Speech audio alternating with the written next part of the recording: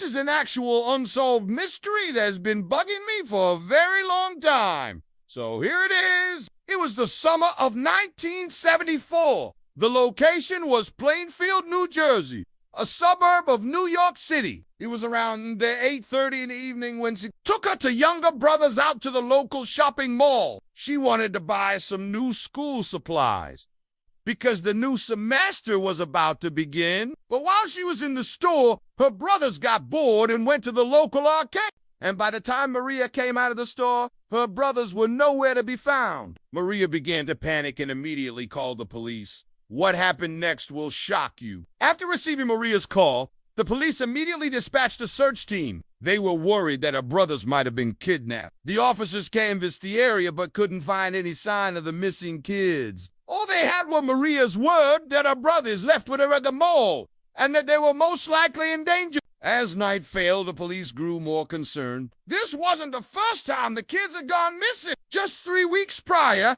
they had gone out for an ice cream and never returned home. Luckily, after being gone for almost 24 hours, they were found safe and sound at a relative's house. But this time was different. Maria knew her brothers weren't at a relative's house. In fact, she knew they didn't go anywhere. At 1 a.m., the police decided to bring in a bloodhound to pick up the brothers sent from the mall. The dog sniffed around the area and then began to walk away. The police followed the dog for over half a mile until it stopped in front of a house. The bloodhound barked, indicating that whoever was inside the house was connected to the missing boys. When the police entered the house, they found something horrible. Inside the basement, they found a girl who appeared to be tied up. When they freed her, they realized it was Maria. But how did she get there? Why was she kidnapped and where were her brothers? When asked what happened, Maria told the police that she had gone to the mall with her brothers. Then she went into the store to buy school supplies. She told the cops that as soon as she left the store, she felt someone grab her. She struggled,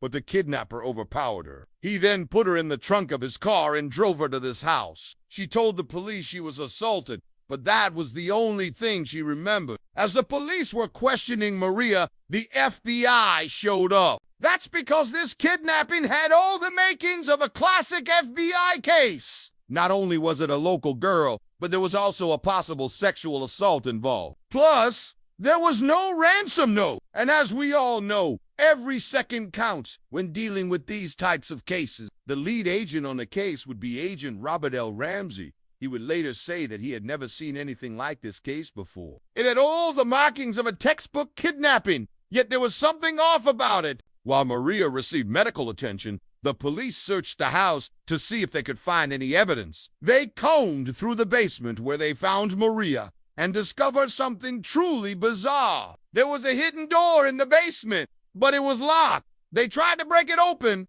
but it wouldn't budge. But just to be sure, they called in a locksmith. After a few minutes of tinkering, the locksmith opened the door. What they saw on the other side was unbelievable. It was another room.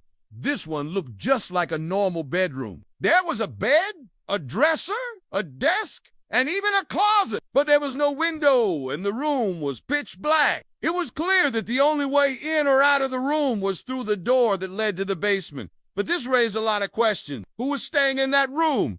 Was it a secret passage used by the kidnapper? Or was the kidnapper hiding in that room right now? Unfortunately, they would never find out. Right after the cops found this secret room, Maria was taken to a hospital. She would later tell investigators that she had no memory of being assaulted. This was a common reaction after a traumatic event, so the doctors weren't too surprised. Meanwhile, the FBI was busy searching the room, but after several hours, they came up empty. As the days went by, the media picked up the story, and soon the whole nation was talking about the girl behind the door. Did the kidnappers use the room as a holding cell? Where were the brothers? And why did the kidnapper let Maria go? These questions would keep the FBI up at night. To make matters worse, Maria's condition began to deteriorate. Not only did she lose her appetite, but she also became extremely depressed. Her parents were beside themselves with worry. How could their daughter cope with such trauma? And what was the FBI doing to find her brothers? What the FBI didn't realize was that the key to this case was right under their noses. While they were inspecting the room, one of the agents noticed something strange. The door to the room didn't have a doorknob on the outside. Someone would have to crawl through the opening to open the door from the other side. So it seemed unlikely that the kidnapper would hide in that room. It seemed like a small detail, but it was actually a huge red herring. It made the FBI think that the kidnapper was still out there somewhere, which led them down a bunch of wild goose. Meanwhile, back at the station, a detective was going through the evidence. He pored over everything, looking for any connection to the last disappearance of the kid.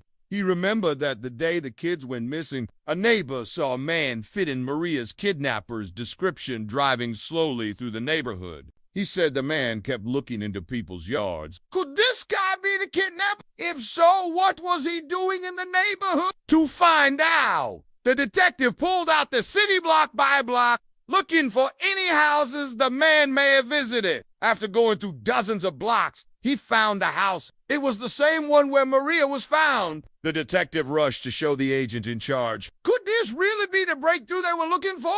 After reviewing the evidence, the agent in charge agreed. The detective then asked for the police to surround the house and raid it.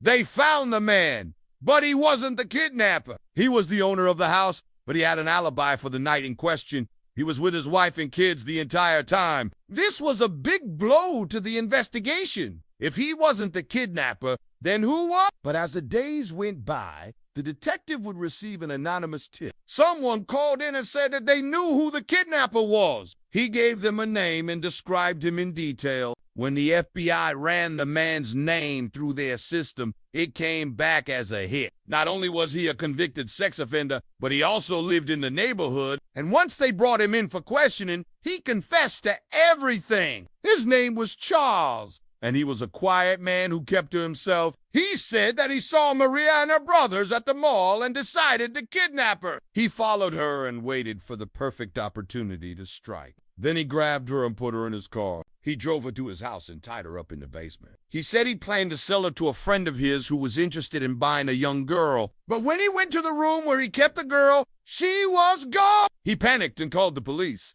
thinking that she escaped. But little did he know, Maria had been rescued all along.